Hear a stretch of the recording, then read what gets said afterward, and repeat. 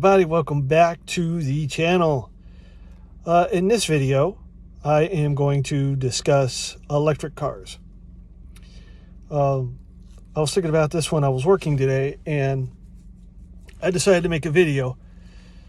I already knew this, but the studies have shown that electric cars aren't reliable as combustion engines. Here is why. As a computer guy, you deal with laptops that use a battery and chargers and stuff going wrong.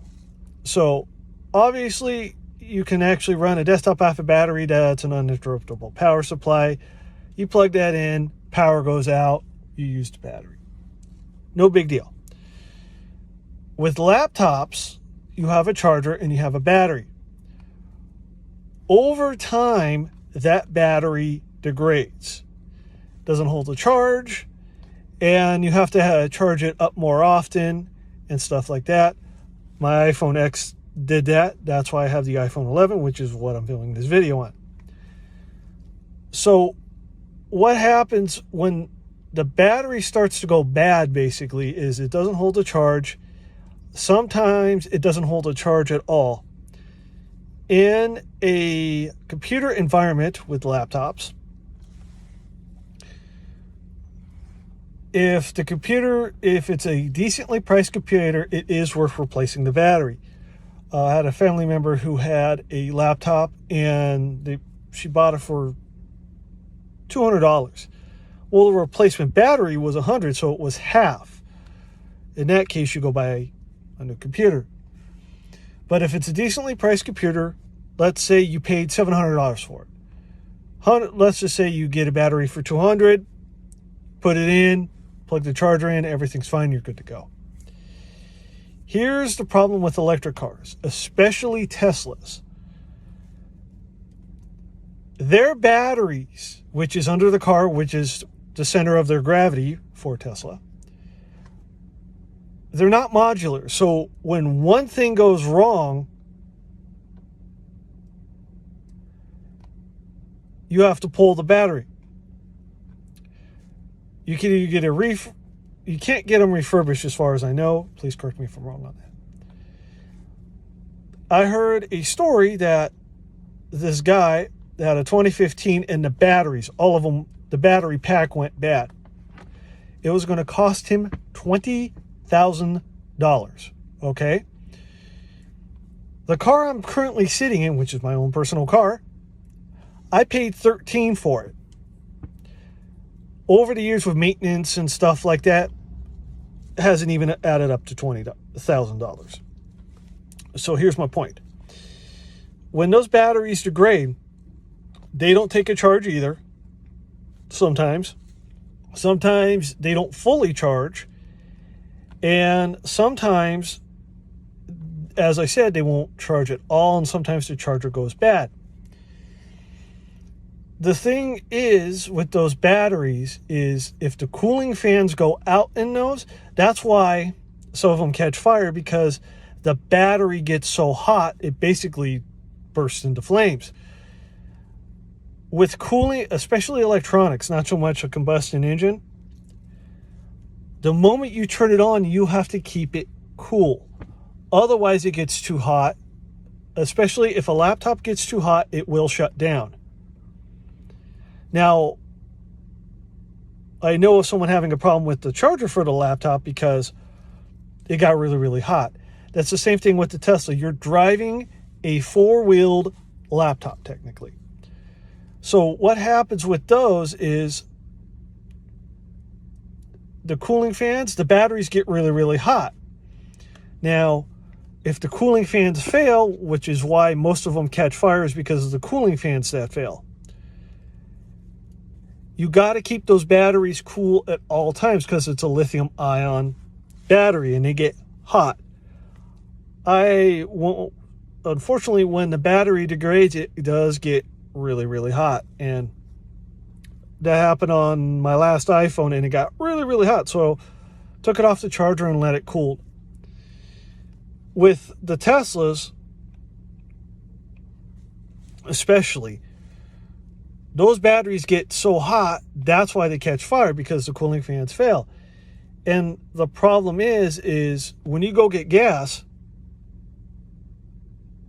is 5 minutes at the pump, boom, you're gone. Now, I know the technology isn't quite there yet, and I get that. But the thing is, like, with that, I think of emergencies.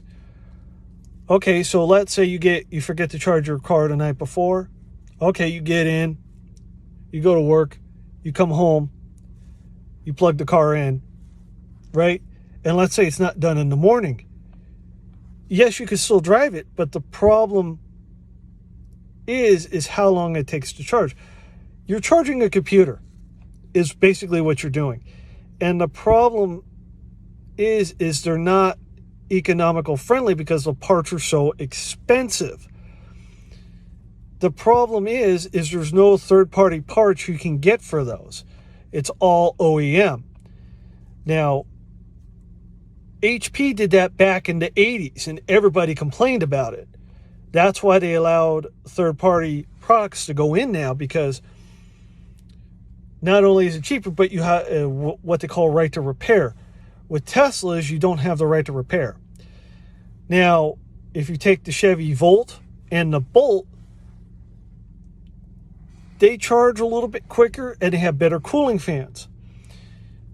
And the problem is replacing the batteries. They're really, really expensive. So let's say an engine for my car is $5,000. If, God forbid, anything ever happened to this. Those batteries are 5 times more than this engine. But the reason they're so expensive is because it has to have enough power not only to run your infotainment system, it has to have enough power to run the drive unit. Now, I will say this. What's nice about the drive units is you do not have to change oil as often. Computer parts you can dip in mineral oil to keep them cool. That's what's in those drive units. And that's really cool. But the problem is, once again, Tesla, I'm not a big fan. I'm not bashing the company in any way, shape, or form. I am just not a fan of theirs. Their infotainment system is what they call on a chip. The system on a chip is what they call that. And what's nice about that is if the screen dies, you can take the system on a chip back from the back of the unit, put it onto a new one, and put it in, and you're good to go. If that dies, that is $2,000. That is as much as a gaming PC. To be honest, I'd rather have the gaming PC, but that's just me. And the parts are so expensive for these electric cars that nobody's going to be able to afford it. This is because I know a lot of states, I'm in the US, a lot of states want to go, hey, electric only. But the problem is parts are going to be so expensive that people are actually going to go broke trying to pay for them. Or let's say you have to get an electric car, what I recommend doing is leasing it. So if the batteries do die, it's on them, not you. You might have to pay like a deductible or something like that, but it's on them, not you. So my point is, you're basically driving a four-wheel laptop, as I stated earlier. But let's say your laptop is you paid $700 for your laptop. This is a $60,000 laptop. And the technology for electric cars isn't quite there yet. And as a computer guy and technology enthusiast, you got to watch out for stuff like that. And as a car guy as well, you can't go to AutoZone and get these computer chips and stuff like that. You have to go through OEM, so it's going to be more money. A car like mine, I could have the starter brake on it, go to AutoZone, get a new one, and install it tonight. And be ready for work in the morning. That's the problem with electric cars. But anyway, with that said, that is it for this video. Please comment, like, subscribe, and click that bell for more notifications.